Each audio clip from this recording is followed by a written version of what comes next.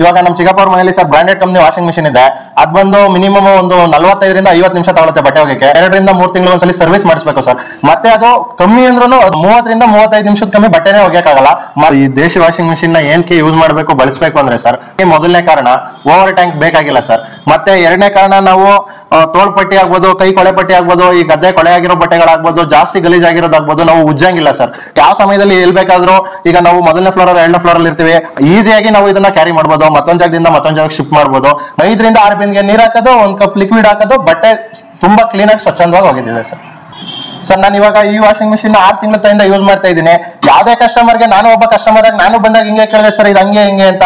ಯಾವ್ದೇ ಸಮಸ್ಯೆ ಇಲ್ಲ, ಯಾರಿಗೆ ಯಾವ್ದೇ ರೀತಿಯಾದಂತ ಒಂದು ಕಂಪ್ಲೇಂಟ್ ಇದ್ರೆ ನಾನು ಒಬ್ಬ ಅದನ್ನ ಉಪಯೋಗಿಸ್ತಾ ಇರೋನು, ನನ್ನ ನಂಬರ್ ಕೊಡ್ತೀನಿ, ತಗೊಳ್ಳಿ, ನೇರವಾಗಿ ನನಗೆ ಫೋನ್ ಮಾಡಿ. ನನ್ನ ನಂಬರ್ 9148228567. ನನ್ನ ಹೆಸರು ಶಿವರಾಜ್ ಅಂತ, ನಾನು ಮಂಡ್ಯದ ಹತ್ರ ಕೆರಗೋಡೋನು. ಏನೇ ಇದ್ರು ನೇರವಾಗಿ ಫೋನ್ ಮಾಡಿ ಸರ್.